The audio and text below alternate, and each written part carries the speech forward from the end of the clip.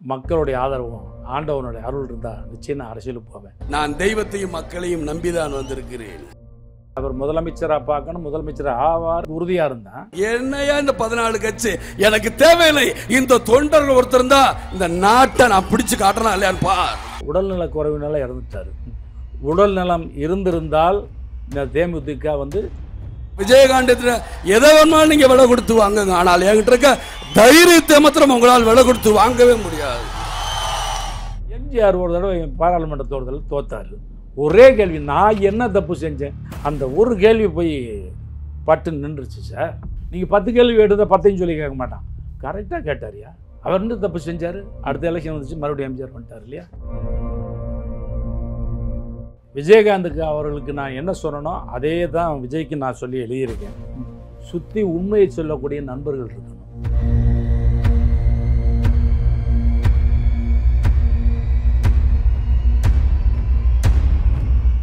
தேமுதிக வீழ்ச்சிக்கு அப்புறம் என்னதான் காரணம்? உங்கள் பார்வையில் ஒரு 2-3 பாயிண்டாக என்ன சொல்லுங்கள்? அவர் இருக்கும்போதே அந்த சரிவு கொஞ்சம் ஆரம்பிச்சிட்டு, அப்புறம் அவர் உடல்நல பிரச்சனை. சரி, எவ்வளோ திறமையான ஆளாக இருந்தாலும் வியூகம் தப்பாக இருந்தால் வெற்றி கிடைக்காது சார். என்ன தப்பான வியூகம் சொல்லுங்க? இவர் தனியாக நின்னார், கூட்டணி இல்லாமல். ஃபஸ்ட்டு இவர் ஜெயிச்சார், நல்ல கணிசமாக முதல்ல ஒரு எம்எல்ஏ ஆனார், ரைட்டு. நீங்கள் அடுத்த தடவை ஏன் கூட்டணி வைக்கிறீங்க? இப்போ சீமான் நிற்கிறார், பல கூட்டணி வாக்கு இது கூட்டிக்கிட்டே போகிறாரு. நீங்கள் அடுத்த எலெக்ஷன் நின்று அதில் நீங்கள் திமுக முதல்ல எத்தனை எம்எல்ஏ வந்தாங்க? 15 எம்எல்ஏ வந்தாங்க. அடுத்து 50 ஆச்சு. ஆமாம், அடுத்த ஆட்சியை பிடிச்சாங்க. நீங்கள் அடுத்த ஒரு எலெக்ஷனில் தனியாக நின்றிருந்தால் உங்களுடைய பவர் இன்னும் எவ்வளோ கூடியிருக்குன்னு தெரிஞ்சிருக்கும். இன்னொன்று, நாட்டு நடப்பு அப்படி அப்போ என்ன சார் இருந்துச்சு? திமுக வேணாம், 2G ஊழல், குடும்ப அரசியல், கரண்ட், அதாவது வேணாம் அப்படி நிலைமை இருக்கும்போது அப்போ இவர் இருந்தால் நிறைய இப்போ எது கூட்டணி அமைச்சு எதிர்கட்சி தலைவர் ஆனது, கூட்டணி அமைக்காமே எதிர்கட்சி தலைவர் ஆயிருக்கலாமே, வாய்ப்பு இருக்குல்ல. அப்போவே அது 30-40 எம்எல்ஏ வந்திருக்கலாம், இல்லை வந்திருக்கலாம், எதிர்கட்சி தலைவராக இருக்கலாம். இப்போ அடுத்த எலெக்ஷனில் இன்னும் நம்பிக்கை வரலாம்ல. இந்த மற்ற கட்சிகள் மேலே ஒரு சலிப்போ வெறுப்போ வர வர அப்போ இந்த கூட்டணி சேர்ந்து தெய்வத்தோடு மக்களோடு தானே கூட்டணின்னு சொன்னார். தெய்வத்தோடு மக்களோட கூட்டணினார். நான் உளவுத்துறையிலே எழுதினேன் படத்தில். டிரைவரை வேலை வைப்பார், இப்போ போவார் டியூட்டிக்கு, வாட்ச்மேன் வந்து வெளியே அனுப்பிச்சிடுவான். உன்னை வேலையை விட்டு தூக்கிட்டார் முதலாளின்னு. எதுக்கும்பார், அதெல்லாம் தெரியாது போனார். அவனை தள்ளி விட்டு போவார். என்ன கேட்பார்? எதுக்கு என்னை வேலையை விட்டு தூக்குனீங்க? இதனால் தூக்கணும், இதனால சார் சீனாக இருக்கணும். இவர் கேட்பார், எதுக்கு வேலையை விட்டு தூக்கணும்? அவன்கிட்ட சொல்ல வேண்டிய அவசியம் இல்லை. இங்கே பாருங்க, நான் வந்து எல்லா காலுக்கு செருப்பாக இருப்பேன், பட் இருந்தால் நெருப்பாக இருப்பேன், இப்படிலாம் பேசுவார். நீ நல்லா பேசுகிற, அரசியலுக்கு போயிடுறேன், மக்களுடைய ஆதரவும் ஆண்டவனுடைய அருள் இருந்தால் நிச்சயம் நான் அரசியலுக்கு போவேன். சொல்லுங்கள், என்னை ஏன் வேலையை விட்டு இது இந்த சீனுக்கு அந்த டைலாக் சம்பந்தம் இருக்கா சார்? இப்படியெல்லாம் ஒவ்வொரு படத்துலையும் போய் நுழைச்சேன். இப்படியெல்லாம் வந்து பார்க்குறவங்கள நம்ப வச்சோம். எதிர்கட்சி அளவுக்கு இருந்தவர் அடுத்த தேர்தலில் விழுந்துட்டாரு. அடுத்த கட்சி வந்து எந்திக்கவே முடியாத அளவுக்கு அடிக்கு என்ன காரணம்? மக்கள் நல அடுத்த கூட்டணி என்ன பண்ணார்? அப்போ திமுக கூட போகிறாருங்கிறதெல்லாம் பேச்சு அடிபட்டுச்சு. கடைசி கட்டத்தில் பழம் நழுவி பால் வந்துருச்சுன்னு சொன்னாங்க கலைஞர். நான் கேள்விப்பட்ட விஷயம் கிட்டத்தட்ட அது வந்து பேசி முடிச்சுட்டாங்கன்னு கேள்விப்பட்டேன். கடைசி நேரத்தில் தடை செய்யப்பட்டது. யாரால் என்னன்னு கேட்காதீங்க, சொல்ல மாட்டேங்க. இல்லை, அது உங்களுக்கே தெரியாதுல்ல. என்னை விட உங்களுக்கு தெரியும் நிறையா விஷயங்கள்லாம். தடை செய்யப்பட்டது. சரி, தடை செய்யப்பட்டது தனியாக நின்றுருக்கலாம் இல்லையா? மக்கள் நல கூட்டணி அமைக்கிறாங்க சார். மக்கள் நல கூட்டணி அமைக்கும் போது எதிரிகளோட பலம் நம்மளுடைய பலம் என்னன்னு யோசிக்க வேணாமா சார்? ஒருத்தன் 1000 கோடி ரூபா பணம் வச்சுருக்கான், அவனை ஜெயிக்கணும். உதாரணத்துக்கு சொல்கிறேன், ஒருத்தர்கிட்ட 5 கோடி இருக்குது, ஒருத்தர்கிட்ட 10 கோடி இருக்குது, ஒருத்தர்கிட்ட 15 கோடி இருக்குது, இவர்கிட்ட 50 கோடி இருக்குது. இந்த 100 கோடியை வச்சு 1000 கோடியை பெருசாக ஆக்க முடியுமா? எந்த ஓட்டு சதவீதம் அவங்களுக்கு இருந்துச்சு இந்த மக்கள் நல கூட்டணியில் இருந்தவங்க? அந்த கால்குலேஷன் வேணாமா சார்? நீங்கள் வந்து தனியாக நிற்கும் போதே நீங்கள் வந்து ஒர்க் அவுட்டாக குறைஞ்சிருச்சு. அப்போ உங்களுக்கு உண்டான இதே குறைக்கும் போது அதை எப்படி தூக்கி நிறுத்துன்னு பார்க்காம நீங்கள் வந்து காற்றடிக்கும் போது மாவு விற்க போகக்கூடாது, மழை பெய்யும் போது உப்பு விற்க போகக்கூடாதுங்கிற மாதிரி அவங்களே இதாக இல்லாமல் இருக்காங்க, வாக்கு வங்கி இல்லாமல் இருக்காங்க. அவங்க கூட போய் சேர்ந்தால் அவங்களுக்கு என்ன வெற்றி கிடைக்கும்? சிலருடைய பணத்துக்காக, சிலருடைய தனிப்பட்ட ஆசைக்காக ஒரு பலியாயிட்டாரா? பலியாயிட்டார். எதுன்னு நீங்களே முடிவு பண்ணிக்கிங்க. பட் நான் தான் சொல்லலை, அவர் முதலமைச்சராக பார்க்கணும், முதலமைச்சர் ஆவார் அப்படிங்கிற அளவுக்கு உறுதியாக இருந்தால் அந்த மக்கள் நல கூட்டணின்னு போனது மிகப்பெரிய தவறு. முதல்ல ஏடிஎம்கே கூட கூட்டணி போனதே அவர் சார். நாடு பூரா என்ன சார் பேசிக்கிட்டு இருந்தான்? 2G குடும்ப அரசியல் அப்படிங்கும்போது அந்த வாக்குகளை ஏடிஎம்கேக்கு மட்டும் போடுவாங்கன்னு உண்டா சார்? புது எழுச்சியாக விஜயகாந்த் வந்தார், அவருக்கும் போட்டு நினைப்பாங்கல்ல. இன்னொரு விஷயம் வெளியே வேறு மாதிரி பேசப்படுது சிலரால். அந்த அம்மாவுக்கு விஜயகாந்த் கூட்டணி வேணான்னு சொல்லிட்டு எலெக்ஷன் டூர்லாம் போட்டாங்க. ஆமாம், அவங்க கிளம்பிட்டாங்க. கிளம்ப போகிறாங்க. எங்களையும் கூப்பிட்டு எங்களுக்கும் எலெக்ஷன் டூர் போட்டு சார்ட்டு கொடுத்துட்டாங்க கையில். அன்னைக்கு மறுநாள் வந்து ஆரம்பிக்க வேண்டியது நான் கேள்விப்பட்டது மாதிரி பெரிய ஆளுங்கள்லாம் போய் ஏன் ரிஸ்க் எடுக்கிறீங்க? இப்போ மறுபடியும் திமுக வந்துட்டால் நீங்கள் இன்னொரு 5 வருஷம் நீங்கள் போராடுறதுலாம் பெரிய சாதாரண விஷயம் இல்லை. கலைஞர் இப்போ நின்றுட்டாருன்னா பெருசாகிடுவார், அதனால் தேமுதிகவை நீங்கள் எப்படியாவது சேருங்கன்னு அந்த மாதிரி பிடிவாதம் அதெல்லாம் கேட்காம தான் சார்ட்டெல்லாம் போட்டு அனௌன்ஸ் பண்ணிடுச்சு. சரி, இவங்க சொன்ன பாயிண்ட் திருப்பி ஏன் ரிஸ்க் எடுக்கிறீங்க, ஒரு வேளை இப்படி ஆகிடுச்சுன்னா அப்படி ஆகிடுச்சுன்னாங்கும்போது வேறு வழி இல்லாமல் சுற்றுப்பிரயாணத்தை 4 நாள் தள்ளி வச்சது. எங்களெல்லாம் கூப்பிட்டு 4 நாள் தள்ளி போட்டாங்க. அப்போ தான் கூப்பிட்டு போய் இவங்க வந்து கூட்டணி பேசுனாங்க. ஆக அந்த அம்மா என்ன உறுதியாக முடிவு எடுத்திருக்கு? நீங்கள் நான் கேட்குற கேள்வி, இப்போ அந்த அம்மா எவ்வளோ வியூகம் வகுத்திருக்கு? கூட்டணிக்காக வெயிட் பண்ணுதாங்க. இல்லை, திமுகவுக்கு கெட்ட பேர், ஆட்டோமேட்டிக்காக நம்ம தான் ஜெயிப்போம். அந்த உறுதி அந்த மாட்டம் இருந்ததில்லை. அதனால் இந்த கூட்டணியை வேணான்ட்டு தேமுதிக கூட்டணி வேணான்ட்டு போச்சு. அப்போ அந்த தில்லு வந்து உங்களுக்கு இருந்திருக்கணுமா இல்லையா? நம்ம பலம் என்னன்னு நமக்கு தெரியணும்ல சார். இப்போ ஜெயிச்ச பிறகு என்னென்னா என்னால் தான் ஜெயித்தாங்க ஏடிஎம்கே, இந்த இது வந்துச்சு. இப்போ பிரச்சனை வந்துருச்சு, இனிமேல் உனக்கு ஏறு முகம் இல்லை இறங்கு முகம் தான் அந்தம்மா சொல்ல சட்டசபையில் நாக்க தூத்துனார். இப்போ பல மேட்ரு வந்துச்சு. இவங்க எம்எல்ஏ சில தேமுதிக அங்கே போனாங்க, துரோகம் பண்ணிட்டு போனாங்க. இதெல்லாம் என்ன காரணன்றீங்க? வியூகம்தான். நீங்கள் வந்து அங்கேயே சேராமல் தனியாக நின்றுருந்தீங்கன்னா தனிக்காட்டு ராஜாவாக இருக்கலாம் சார். இதிலே கேட்குறேன், தேமுதிகவோட எதிர்காலம் என்னதுக்காகும்? இப்போ வந்து கிட்டத்தட்ட ஒரு குடும்ப கட்சி மாதிரி இருக்குது. அவங்க வன்னியார் வந்து தலைவர், அப்புறம் மச்சின மகன், குறிப்பிட்ட ஆட்கள் கொஞ்சம் ஆள் தான் இருக்காங்க. எதிர்காலம் என்ன ஆகும்னு நினைக்கிங்க? அப்படி பார்த்தா எல்லா கட்சியிலையுமே உறவினர்கள் இருக்காங்க. அதனால் அதை வந்து இன்றைக்கி உறவினர்கள் கூட இருக்காங்க, வாரிசுகள் கூட இருக்காங்கலாம் ஆல் இண்டியா லெவல்லையே நீர்த்து போச்சு. இந்த வாரிசை பற்றியெல்லாம் மக்கள் கவலைப்படலை, அதெல்லாம் தாண்டி போயிட்டாங்க மக்கள். என்னை பொறுத்தளவில் நான் வந்து ஆம்பூருக்கு ஒரு மீட்டிங் போயிருந்தேன். ஒரு கெஸ்ட் ஹவுஸில் அங்கே வச்சுருந்தாங்க நீங்கள் ஏடிஎம்கே மீட்டிங்கு. அங்கே ஒரு இன்சார்ஜ் பேர் சீனிவாசன் நினைக்கிறேன், ஞாபகம் இல்லை, ஒரு வயசானவர். அப்போ அவர் சொன்னார், எம்ஜிஆர் முதலமைச்சர் ஆனதுமே இந்த ஏரியா வர்றதா இருந்தார், அவருக்காகவே இது கட்டினது, அவர் தங்கிறதுக்காக அப்படின்னு சொன்னாப்புல. அங்கே தான் வந்து பிரேமலதா அண்ணியாரோட அப்பா ஒர்க் பண்ணவர். ஸ்கூல் பஸ்ஸில் ஏறுறதுக்காக பிரேமலதா அவர்களும் சுதீஷும் வருவாங்களாம். வந்து பஸ் ஏறிப்பான். அப்போவே அந்த பொண்ணு தைரியமாக, அவர் சொன்ன வார்த்தை தைரியமாக, பிரைட்டாக, போல்டாக அப்படி சொல்லிட்டு சொன்னார். அப்போவே என்னார். அதே போல் வந்து இவங்க பாலிடிக்ஸ் வந்து பாருங்கள், விஜயகாந்தை விட பிரேமலதா நல்லா பேசுகிறாங்கன்னு மக்கள் பேசுனாங்க. ஆக இருக்குது, உழைப்பு இருக்குது, அவங்கள்ட்ட பேச்சாற்றல் இருக்குது, எல்லாமே இருக்குது. அவங்களுக்கு மட்டும் இல்லை சார், ஆண்டவனே தேர்தலில் வந்து நின்னாலும் வியூகம் தப்புச்சுன்னா இல்லை சார். ஒரே ஒரு செய்தி, நாராயணசாமி நாயுடு கேள்விப்பட்டிருக்கீங்கல்ல, பெரிய விவசாய சங்க தலைவர். ஏடிஎம்கே ஆட்சி, எம்ஜிஆர் ஆட்சிக்கு எதிராக இருந்தார். எதிராக இருக்கும்போது விவசாயிகள் பூரா அவர் பக்கம் இருந்தாங்க. அப்போ எல்லாம் என்ன சொன்னாங்க, அவர் இருந்துட்டு போகிறாருங்க, எம்ஜிஆருங்கிற சக்தியை விட நாராயணசாமி பெரிய ஆளா கேட்டாங்க. ஆனால் எம்ஜிஆர் அதை ஒத்துக்கல. என்ன பண்ணார், நாராயணசாமி பக்கத்து ஊரில் போய் அங்கே தங்கிக்கிட்டு கட்சிக்கார முக்கியமான சில பேரை கூப்பிட்டு போயிட்டார். நாராயணசாமி நாயுடு, இது என்னுடைய பாயிண்ட் ஆஃப் வியூ சொல்கிறேன், நாராயணசாமி நாயுடு வீட்டில் இல்லாத நேரம், வெளியே போயிருக்க நேரம் பார்த்து போகிறாரு. ஏன் போகிறாரு? சப்போஸ் அவர் வீட்டில் இருக்கும்போது நேரம் போனால், அந்த நேரம் போனோம்னா இவருக்கு ஷாக் ஆகும், என்னது ஆதரவு கட்டு வந்திருக்கேன், அதெல்லாம் முடியாதுன்னு சொல்லியிருக்கலாம். அப்போ எப்படி போகிறாரு பாருங்க. அவர் வீட்டில் இல்லாத நேரம் போது அவங்க ஒய்ஃப் ஆடி போயிடுது, நம்ம ஐயா பார்க்க வந்து அப்படின்ட்டு. ஐயா தோட்டது இந்த கூப்பிட்டு வர சொல்கிறேங்க அப்படின்னு, வர சொல்லுங்கன்னு வந்திருக்கு. இப்போ ஓடி போய் ஒருத்தர் சொல்கிறோம், எம்ஜிஆர் வந்திருக்காரு. இப்போ அவர் வந்து சேர இந்த 15 நிமிஷத்துக்குள்ளே அவர் மனசாயிடுச்சு எப்படி போயிருக்கோம், எம்ஜிஆரே வீட்டில் காத்திருக்காரு, எம்ஜிஆரே காத்திருக்காரா, நம்மளை தேடி எம்ஜிஆர். ஆக உடனே ஆன்சர் சொல்லாமல் இந்த 15 நிமிஷத்துக்குள்ளே அவர் மனசுக்குள்ளே ஒரு இதை உண்டாக்கிட்டாரா எம்ஜிஆர். ம். இப்போ இங்கே வர்றாரு, வந்து வாங்க வாங்க வாங்க வாங்கன்னு, ஐயா உங்களை பார்க்கத்தான் வந்தேன், நான் என்ன பிரச்சனை இருந்தாலும் நம்ம சால்வ் பண்ணிக்கலாம், வச்சுக்கலாம், பார்த்துக்கலாம், நீங்கள் என்னை சப்போர்ட் பண்ணணும். ஓகே, சரண்டர் ஆகிட்டார். இது வீகமா இல்லையா? உண்மைதான்.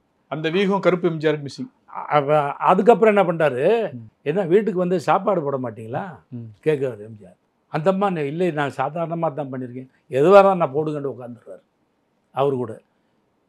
இது எவ்வளோ பெரிய இம்பேக்ட் தெரியுமா? நம்ம வீட்டில் எம்ஜிஆர் சாப்பாடு போட சொல்லி கேட்டு சாப்பிட்டு போனாருன்னு போனால், நான் எம்ஜிஆர் நினச்சிருந்தா நாராயணசாமி நாயுடு தோக்க முடியாதா, தோக்கடிக்க முடியாதா? உண்மைதான். ஆனால் அதையும் இழந்துடக்கூடாது, அந்த பலமும் நமக்கு வேணும். ஏன்னா எதிரியை நம்ம குறைவாக மதிப்பிட்டுறக்கூடாது. அதே போல் நமக்கு சப்போர்ட்டாக எவ்வளோ பலத்தை சேர்க்கணுமோ. சார் அரசியல் சார் எவ்வளோ கேவலமாக பேசினாலும் மறுபடியும் சேர்த்துக்கிறாங்க அந்த கட்சியில். ஒரு கட்சியில் இருக்கும்போது இந்த தலைவனை வந்து அசிங்கமாக பேசுகிறாங்க, இந்த கட்சிக்கு சேர்த்துக்கிறாங்க. அதே மாதிரி இந்த கட்சியில் இருக்கும்போது அசிங்கம் பேசி சேர்த்தாங்க. எதனால்? ஏழை ஜாதியில் ஒரு டைலாக் எழுதியிருந்தேன். ஏழை ஜாதியாக கேப்டன் பிரபாகரன் ஒரு டைலாக்கு. ஒரு அரசியல்வாதி மாட்டிக்கிற மாதிரி சுச்சுவேஷன். ஏங்க இப்படி ஆகிடுச்சு, இப்போ என்ன பண்ண போகிறீங்க அப்படின்ட்டு, உங்கள் அரசியல் வாழ்க்கையே போயிடுமென்னு. அதுக்கெல்லாம் கவலைப்பட மாட்டேன். கட்சியை மாற்றிக்கிட்டுவேன், கரை வேட்டி மாற்றிக்கிடுவேன். அன்னைக்கு இந்திரன்னு பாராட்டின தலைவரை இன்றைக்கி இளிச்சவாயின்னு திட்டுவேன். இன்றைக்கி இளிச்சவாயின்னு திட்டின தலைவனை இந்திரன்னு பாராட்டுவேன். அதுக்கு இந்த மட ஜனங்க கை தட்டுவாங்கன்னு. அதானே சார் மேட்ரு. அப்போது வந்து என்ன, அது வந்து வியூகங்கள் தான். இப்போது அரசியலுக்கு வருவோம். ஸ்டாலின் இருக்கார், ஏடிஎம்கேல இருந்து வந்து நிறையா பேர் அமைச்சராக இருக்காங்க. எல்லாம் ஏடிஎம்கேலேருந்து வந்தவங்களுக்கெல்லாம் பதவி கொடுக்குறாங்க. நம்ம கட்சியில் இருந்தால் அது 2 ஆங்கிளில் பார்க்கணும். நீங்கள் வெற்றிட்டு வரும்போது இவர் 20 வருஷம் இருந்தாரா, இவர் 2 வருஷம் இருந்தாரான்னு பார்க்க மாட்டாங்க. யார் கொண்டு வர ஆதரவு? ஆமாம்மா, அவர் 20 வருஷம் இருந்தவர், அவரை தாக்கணும் இல்லை. இந்த 2 வருஷம் வந்தவரால் வெற்றி வாய்ப்பு அதிகம்னா அரசியல் அதான் சார் பார்ப்பாங்க. வெற்றி தான் சார் அரசியல். விசுவாசம், சீனியாரிட்டிங்கிறதுலாம் ரெண்டாவது தான். இப்போ அவர் வந்து எதனால் வந்து அவங்கெல்லாம் வந்து முக்கியத்துவம் கொடுத்து இன்றைக்கெல்லாம் பண்ணுறான். இன்றைக்கி பாருங்க, நல்லா ஒர்க் பண்ணுற அமைச்சர்லாம் பார்த்திங்கன்னா அவங்க தான். இது வந்து நான் சொல்கிறது மட்டும் இல்லை, வெளியே பேசப்படுறது. ஏடிஎம்கேலேருந்து வந்தவங்க அவங்க தான் நல்லா செயல்படுறாங்களா. அப்போ என்ன, அது வீகம் தானே. அவங்கள கூப்பிட்டா திட்டுவாங்க. செந்தில் பாலாஜி அப்போ அவங்கள தப்பாக தெரிஞ்சது இப்போ ரைட்டாக தெரியுதுன்னா, தெரிஞ்சதெல்லாம் சேர்த்தாரு. அரசியலில் வந்து தெரியாமல் இல்லை. இன்றைக்கி ஊடகங்கள் பெருசாகிடுச்சு சார். எல்லா விஷயங்களும் எல்லாம் வந்தது. படிக்க அரசியல் தெரியாதவங்களுக்கு கூட அரசியல் தெரியுது. அப்படி இருந்து ஏன் துணிஞ்சு வந்து சேர்த்துக்கிறாங்க, விளைக்கிறாங்க. நேற்று பேசுகிறது இன்றைக்கி இல்லைன்றாங்க, இன்றைக்கி இல்லைன்றது நாளைக்கு பேசுகிறாங்கன்னா என்ன தான்? மக்களை எப்படி வேணாலும் மாற்றிக்கலாம். கடைசியாக 2 கேள்வி சார். உங்களுடைய அரசியல் என்ன சொல்லுவாங்க, அரசியல் ஒரு முதிர்ச்சியில் உங்கள் விஜயகாந்த் நண்பராக உங்களுடைய பார்வையில் தேமுதிக வர இருக்கின்ற சட்டமன்ற தேர்தலில் பிஜேபி கூட சேரணுமா, அதிமுக கூட சேரணுமா, திமுக கூட சேரணுமா, இல்லை நீங்கள் முதல்ல சொன்ன மாதிரி தனித்து நிற்கணுமா? இது இருந்தால் அவங்களுக்கு பலம்னு நினைக்கிறீங்க? ஒரு கட்சிக்கு சட்டமன்றத்திலும் சரி பாராளுமன்றத்திலும் சரி உறுப்பினர்கள் இருந்தால் தான் மதிப்பு மரியாதை கட்சியை இயக்க முடியும் நல்லா. அப்படிங்கும்போது இப்போ அவர் உடல்நல குறைவினால இறந்துட்டார். உடல் நலம் இருந்திருந்தால் இந்த தேமுதிக வந்து பெருசாக கொண்டு வந்திருப்பார். யார்? விஜயகாந்த் அவர்கள் பெருசாக கொண்டு வந்திருப்பார். அந்த வாய்ப்பு இல்லாமல் போச்சு. இப்போ இவங்க தனியாக 2 பரிசோதனை பண்ணக்கூடிய சூழ்நிலை இல்லை. ஏன்னா அரசியல் முந்தி திமுக வெர்சஸ் அதிமுகன்னு 2 தான் இருந்துச்சு. அதை சார்ந்து சில இருந்துச்சு. இந்த பக்கம் சீமான், இந்த பக்கம் விஜய், அந்த பக்கம் பாஜகன்னு பல முனை போட்டி மாதிரி வந்துருச்சு. பல கட்சிகள் உருவாயிடுச்சு. இப்போ போய் நீங்கள் ரிஸ்க் எடுத்து பெருசாக வெற்றி கிடைக்கல, வாக்கு வங்கி பெருசாக இல்லைன்னால் நமக்கு அதுக்கப்புறம் போராடி வந்து கொண்டு வர முடியாது. பல இடத்துக்கு கூட்டணி தான் அப்புறம் கொண்டு வர முடியாது சார். இப்போ கலைஞர் 14 வருஷம் ஆட்சியில் இல்லை. அவர் வீகம் போக்குறதுலையும் மற்ற விஷயங்கள் இது பண்ணி திறமசாலிங்கிறதுனால தானே மறுபடியும் ஆட்சிக்கு கொண்டு வந்தார். கட்சியை அப்படியே வச்சுருந்தார்ல. அப்போ அவர்கிட்ட பேச்சாற்றல், எழுத்தாற்றல் இருந்துச்சு. அதை வச்சே என்ன பண்ணிட்டாரு அப்படின்னு கொண்டு வந்து தக்க வச்சு பண்ணிட்டார். எம்ஜிஆர் ஒரு தடவை பாராளுமன்ற தேர்தலில் தோத்தார். 2 சீட்டு தான் ஜெயிச்சார். இந்திரா காந்தி திமுக கூட்டணி. உடனே இவங்க என்ன பண்ணாங்க, ஆசைப்பட்டு ஆட்சியை கலைச்சாங்க 117. என்ன போய் கேட்டார், நானே என் மதுரையில் பார்த்தேன் அவர் பேசுகிறத. எதுவுமே பெருசாக பேசலை சார். அவங்க பாராளுமன்றத்துக்கு ஓட்டு போட்டீங்க, இந்திரா காந்தி பிரதமர் நினச்சிங்க, தப்பே சொல்லலை. நான் என்ன தப்பு செஞ்சேன், என்னை ஆட்சியை கலைச்சேன், நான் என்ன தவறு செய்தேன், ஒரே கேள்வி தான். ஒரு கேள்வி சார். நீங்கள் 10 கேள்வி கேட்டு தான் அது நீர்த்து போயிருக்கு. அந்த ஒரு கேள்விங்கிறது தனியாக தெரிஞ்சிருக்காது. ஒரே கேள்வி, நான் என்ன தப்பு செஞ்சேன், ம். ஏன் என்னை ஆட்சியை கலைச்சாங்கன்னும் போது அந்த ஒரு கேள்வி போய் பட்டு நின்றுச்சு சார். அப்போ அது வியூகமா இல்லையா? ஏய் அப்போ போகிறவன் என்ன பண்ணான், கரெக்டாக கேட்டாரியா, நீங்கள் 10 கேள்வி கேட்டதை 10 சொல்லி கேட்க மாட்டான், கரெக்டாக கேட்டாரியா, அவர் வந்து தப்பு செஞ்சார். அடுத்த எலெக்ஷன் வந்துச்சு, மறுபடியும் எம்ஜிஆர் பண்ணிட்டார் இல்லையா? தேமுதிக இப்போ என்ன நிலைப்பாடு இருக்குன்னு நினைக்கிறீங்க? ஏன் கூட்டணி சேரணும். எந்த கூட்டணி? எந்த கூட்டணிங்கிறது அவங்க தான் முடிவு பண்ணணும். நீங்க உங்க பார்வையில் ஒரு ஆலோசனை சொல்லுதா இருந்தா? இந்த ஆலோசனை வந்து வேணாம் எனக்குண்டு. ஏன்னா நானும் ஒரு கட்சியில் இருக்கேன், அரசியல் கட்சியில் இருக்கேன். அதனால் நான் ஒரு கருத்து சொல்லக்கூடாது. ரெண்டாவது, இப்போ நான் கொடுத்த இன்டர்வியூவே ஒரு அரசியல்வாதி, ஏடிஎம்கேயில் இருக்க லியாக்கத் அலி கான், கழக கலைப்பிரிவு தலைவராக இருக்க லியாக்கத் அலி கானா கொடுக்கல. விஜயகாந்தன் அவர்களின் நண்பராக, ஒரு இயக்குனராக, ஒரு எழுத்தாளராக, வசனகர்த்தாவாக கொடுத்துருக்கேன். விஜயகாந்தை தொடர்ந்து இப்போ விஜய் வந்து அரசியலுக்கு வராரு. விஜயகாந்த் அவ்வளவு பெரிய ஒரு கட்சி ஆரம்பித்தவர், அவ்வளவு மக்களுடைய ஆதரவு பெற்றவர், எதிர்கட்சியாக வந்தவர் கூட ஜெயிக்க முடியல. ஒரு கட்டத்துக்கு மேலே வந்து பின்னடைவு இருந்துட்டு அவரால் சிஎம் ஆக முடியல. விஜய் வந்து சிஎம் ஆவாரா, இல்லை விஜயகாந்த் அளவுக்கு முதல் தேர்தலையோ அடுத்தடுத்த தேர்தலில் ஜெயிப்பாரா, அந்த அளவுக்கு வந்து எம்எல்ஏக்களை கொண்டு வருவாரா? உங்கள் பார்வையில் என்ன நினைக்கிறீங்க? நான் நக்கீரன் பத்திரிகையில் ஒரு தொடர் எழுதினேன், கருப்பு ப்ளஸ் சிவப்பு ஈக்குவல்ட்டு புரட்சிண்டு. 2 பாகமாக வந்துருச்சு. அந்த முடிக்கும் போது ஒரு 2-3 சாப்டர் விஜயை பற்றி தான் எழுதி முடித்தேன். அப்போ என்ன எழுதுனேன்னா, அரசியலுங்கிறது சாதாரணமானதில்லை. முதல் மேட்ரு நாம் அரசியலுக்கு வரணும்னு எழுதப்பட்டிருக்கணும். தேவகவுடா எப்படி பிரதமர் ஆனார்? கர்நாடகாவில் பெருசாக ஜெயிச்சா பிரதமர் இல்லை. கூட்டணியில் இவரை பிரதமர்னு ஒரு கட்சி கை காமிச்சா மற்ற கட்சி ஒத்துக்கல. இவர் பிரதமர்னா இவங்க ஒத்துக்கல, இவர் பிரதமர்னா ஒத்துக்கல. தேவகவுடா பிரைம் மினிஸ்டர் எல்லா கட்சிக்காரும் ஒத்துக்கிட்டாங்க. அதிர்ஷ்டம் அடிச்சுட்டு அவருக்கு. அப்போ அவர் திறமையில் ஆனாரா பிரைம் மினிஸ்டர்? ஓபிஎஸ் எப்படி முதலமைச்சர் ஆனார்? எத்தனை சீனியர் இருந்தாங்க, எத்தனை சீனியர் கனவு கண்டாங்க, அம்மா ஜெயிலுக்கு போயிட்டாங்கன்னா நம்ம தான் சிஎம், நம்ம தான் சிஎம்னு எத்தனை பேர் கண்டாங்க. அப்போ என்ன, இவங்க என்ன வியூகம் வைத்தாங்க, எதுவாக இருந்தாலும் நமக்கு உண்மையான விசுவாசியாக இருக்கணும்னு சொல்லி புதுசாக இருக்க ஒருத்தரை தேடி பிடிச்சி, ஏன்னா அவரை பற்றி நல்லா தெரிஞ்சு தேடி பிடிச்சி வந்து கொடுத்தாங்க. அதுக்கடுத்து வரும்போது அவர் நடந்துக்கிட்ட பார்த்தது அடுத்து அவரை தான் ஆக்குனாங்க. எப்படி சார் எடப்பாடி எப்படி முதலமைச்சரானவர்? ஓட்டு கேட்ட மக்கள் நான் வந்து நான் அந்த கட்சி தான் சொல்கிறேன் நான். ஆக நாம் என்ன ஆகும்னு இறைவன் எழுதி வச்சுருப்பான். இறைவன் கொடுப்பதை யாரும் தடுக்க முடியாது, இறைவன் தடுப்பதை யாரும் கொடுக்க முடியாது. எம்எல்ஏ ஆவாரா, எதிர்கட்சி தலைவர் ஆவாரா, முதல்வர் ஆவாரா? அவர் நிறைய ஓட்டு வாங்குவார், நிறைய ஓட்டு வாங்குவார். விஜயகாந்துக்கு அவர்களுக்கு நான் என்ன சொன்னனோ அதே தான் விஜய்க்கு நான் சொல்லி எழுதியிருக்கேன். வியூகம் தப்புனா யாராக இருந்தாலுமே ஜெயிக்க முடியாது. சுற்றி உண்மையை சொல்லக்கூடிய நண்பர்கள் இருக்கணும், சுற்றி உண்மையை சொல்லக்கூடிய நண்பர்கள் இருக்கணும். அதாவது உண்மை மட்டும் இல்லை, இப்போ இந்த பாதையில் பயணம் போட்டால் நம்ம ஜெயிக்கலாம், அதெல்லாம் அனலைஸ் பண்ணக்கூடிய அளவுக்கு உண்டான ஒரு திறமையான ஆளுகளை வச்சுக்கணும், சின்சியரான ஆளுகளை வச்சுக்கணும். அது இல்லாமல் வந்து குழப்பமாச்சுன்னாவே இவங்க சொல்கிறது. இந்திரா காந்தி ஒரு தடவை எமர்ஜென்சி கொண்டு வந்தாங்க, அதில் தான் தோத்தாங்க. ஏன் எமர்ஜென்சி நேரத்தில் நடந்ததை போய் இந்த மட்டும் கரெக்டாக உண்மையை சொல்லலை சுற்றி இருக்க தலைவர்கள். அப்போ என்ன நினச்சாங்க, வச்சாங்க, தோத்தாங்க. ஆக சொல்லணுமா இல்லையா? இப்போ விஜயகாந்த் அவர்களுக்கு வந்து நான் இப்ராஹிம் ராவுத்தர் நான் அந்த மாதிரி இருந்தோம், உண்மையாக விசுவாசமாக. ஏன்னோ எங்களுக்கும் ஆண்டவன் சில அறிவுகளை கொடுத்துருக்கான், நாங்கள் சொல்கிறதெல்லாம் நடக்கிற மாதிரி இருந்தது. ஒரு காலகட்டத்தில் விஜயகாந்த் அவர்களுக்கும் சத்யராஜ் அவர்களுக்கும் ஒரே சம்பளம், ஒரே லெவல் மார்க்கெட். சரத்குமார் அவர்களுக்கும் விஜயகாந்த் அவர்களுக்கும் ஒரே நேரத்தில் ஒரு சம்பளம், ஒரே மார்க்கெட் இருந்தது. ஆனால் விஜயகாந்த் அளவுக்கு இவங்க விஸ்வரூபம் எடுக்கலை. ஏன்? அவர்கள் கூட இருந்தவங்க விஜயகாந்த் கொடுத்தவங்க மாதிரி, கூட இருந்தவங்க மாதிரி இல்லை. அந்த டீம் அப்படி ஸ்ட்ராங்கான டீம் இல்லை. அப்போது விஜய் கூட இருக்க டீம் வந்து ஸ்ட்ராங்காக இருக்கணும். இப்போவே பாருங்கள், பல பிரச்சனைகள் கிளம்புது. காசு வாங்கிட்டு போஸ்டிங் போடுறாங்க அப்படின்ட்டு. இன்னொரு சொல்கிறாங்க, புஷி ஆனந்த் யாரையுமே சந்திக்க விட மாட்டாங்க அப்படின்னு சொல்கிறாங்க. ஆதவ அர்ஜுனா உள்ளே போய் குழப்புறான்ட்டு இப்படி நம்ம கேள்விப்படுறோம். எந்த அளவுக்கு உண்மையாக கேள்விப்படுறோம். இது கேள்விப்படும் போது இப்போ அந்த நிர்வாகிகளை சில பேர் அங்கங்கே தப்பு அப்படின்ட்டு அந்த சொல்ல எல்லா கட்சியிலையும் நல்லவன் இருப்பான், கெட்டவனு இருப்பான். அரசியலுக்கு ஏன் சார் வரும்போது ஒரு அரசியல் ஆசை ஒருத்தனுக்கு எதுக்கு வருது? பார்க்குறான், நேற்று சைக்கிள் கடை வச்சுருந்தான், இன்றைக்கி எம்எல்ஏ ஆகியிருக்கான், அரசியல் எம்எல்ஏ ஆனதானே இருக்கான்.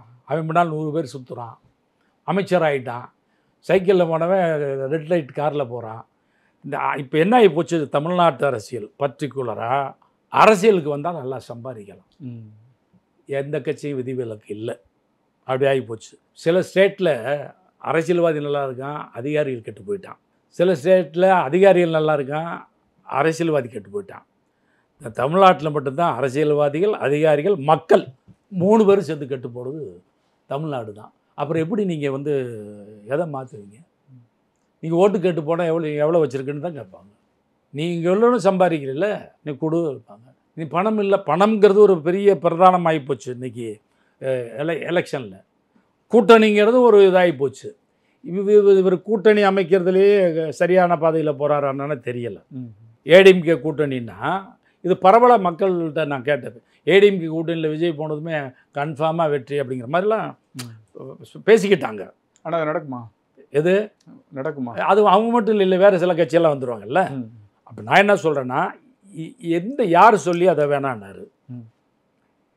பிஜேபி எதிர்த்தே பேசலை, இப்போ பேசுகிறாரு. அதிமுக பேசலை, வைக்கலை. அரசியலுக்கு நம்ம வந்துட்டோம்னா நாம் எதுக்காக வந்தோம் அதை செய்யணும். அதை விட்டுப்புட்டு நம்ம அப்படி பண்ணலாம் இப்படி வெறும் மாஸ் மட்டும் இல்லை சார். விஜயகாந்த் மதுரையில் மாநாடு போட்டார், என்ன கூட்டம், என்ன மாசு.